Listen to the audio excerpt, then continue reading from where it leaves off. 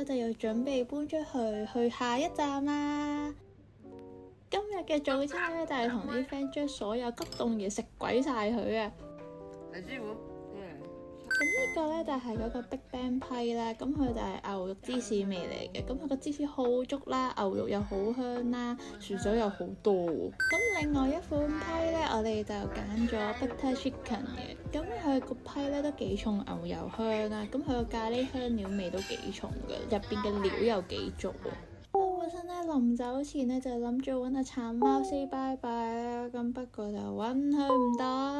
好啦，咁呢個咧就係我哋羅吐魯啊最後一站啊，就係嚟呢個玉石店啦。咁咧因為喺紐西蘭咧係有一個豐富嘅綠玉石啦，咁其實都算係幾值得行下嘅。咁個店鋪入邊咧嘅嗰個玉石產地咧就有分實紐西蘭啦，同埋中國產嘅。喺當地咧玉咧係大地贈予嘅瑰寶啦，咁所以咧玉咧只可以係兩個人互相送嘅禮物嚟嘅。咁因為咧我婆以前就話咧玉係要有眼緣先好買嘅，咁所以咧我最後咧係買咗一條我自己好中意一眼就睇中嘅手繩。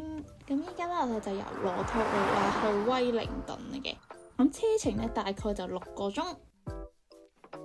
2 hours later， 咁我哋中途咧就落車喺附近咧就休息下嘅。咁呢個地區咧就係圖波市入邊嘅其中一條街嚟嘅。咁佢入邊咧都有好多唔同嘅鋪頭可以行下嘅。作為一班咧對咖啡好熱衷嘅朋友咧，咁我哋就排隊又人手一杯咁樣啦。咁佢有糕點啦、咖啡啦，同埋非咖啡因嘅嘢飲嘅。咖啡咧都好香啦，好好飲啦。咁我好推薦咧，如果經過嘅話，大家都可以買翻杯飲下嘅。我想講呢個垃圾桶好可愛咯，佢同本身嗰個咖啡杯一樣㗎。咁咧咖啡店嘅對面咧就係一間好似12蚊店嘅鋪頭㗎。咁我哋好好奇咁所以入咗去啦。咁佢個價錢咧比較相宜啲嘅，咁佢有賣玩具啦、衫啦、雜物之類嘅。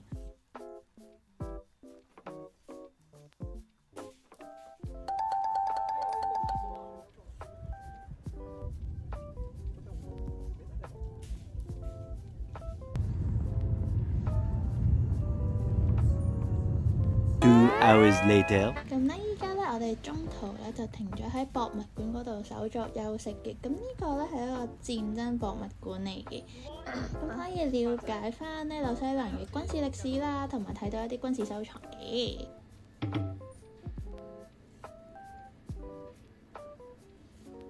呢度就係禮品店啦，咁啊都係有一啲模型啊、玩具啊、水樽之類賣嘅。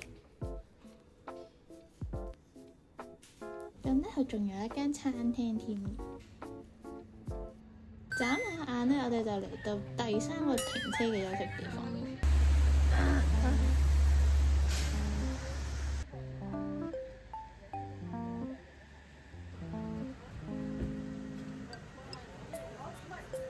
呢間疑似便利店咧，出邊有好多舊式嘅嘢玩咯。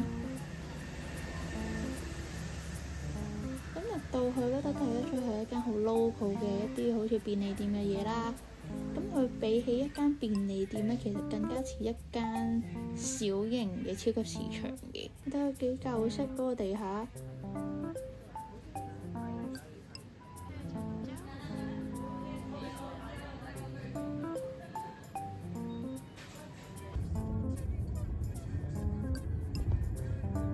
Many minutes later，我哋終於到威靈頓啦！咁我哋就去咗 Airbnb 先。咁我哋先介紹下呢間屋先。咁咧，而家呢度咧就係廚房嚟嘅，咁佢有焗爐啦、微波爐啦、廚具嗰啲嘅。咁咧客廳咧就有一個電子火爐啦，亦都有一個吧台嘅。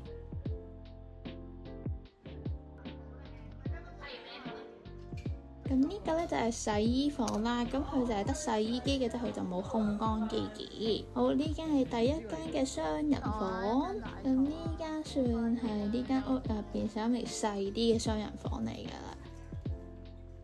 但係咧，佢就有一個勁大勁豪華嘅廁所加浴室嘅。而家大家就跟埋我上樓啦。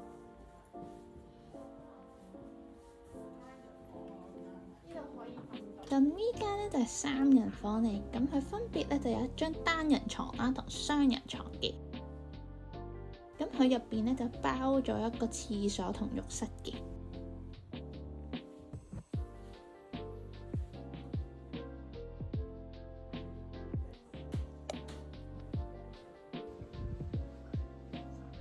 3間房有。咁呢間咧就係一個公用嘅廁所啦，咁佢相對地比較窄啲嘅。咁呢間咧就係一間雙人房嚟嘅，咁佢有2個好大嘅衣櫃。哦，係啊，呢個衣櫃嚟嘅。咁呢間咧就係相對比較窄啲嘅單人房嚟嘅，咁佢亦都有一個衣櫃嘅。睇完一大輪之後咧，咁我哋而家就去食飯啦。今晚咧，我哋就係食馬來西亞菜嘅。咁其實咧，當晚已經9點幾㗎啦，已經冇乜餐廳可以揀啦。咁所以最後咧，我哋就揀咗呢間去食飯嘅。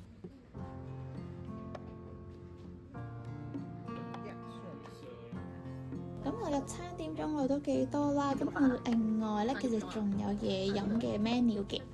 原來咧，佢已經開咗30年㗎啦。咁我咧就叫咗一杯辣絲啦，佢係我最中意飲嘅嘢飲嚟嘅。佢嗰個熱度係啱啱好啦，個甜度都係啱啱好嘅。咁我就叫咗一個炒飯啦。咁佢個炒飯好嘢味啦，好重香辣味啦，個辣味又好夠喎。雖然咧佢有青豆啦，但係佢係冇影響到炒飯個味道㗎，仲冇影響到個口感添。咁咧個沙爹串咧，佢係偏甜口㗎啦，個雞肉咧都冇醃到好過嘅。另外一款咧，我就揀咗辣沙麵啦，個湯底咧幾重椰香同魚香嘅，同埋咧食落去咧真係好舒服。咁啊個湯個熱度咧都係啱啱好嘅。咁佢入邊咧就有魚蛋啦、雞肉啦、豆卜啦、魷魚嗰啲嘅。我冇諗過喺外國食到嘅魚蛋都幾好食㗎，都幾有彈性㗎。食飽飽啦，又係時候咧要行翻個便利店先得。係咩？咁咧呢間鋪頭咧，佢都會提供一啲日用品啦，同埋食物嘅。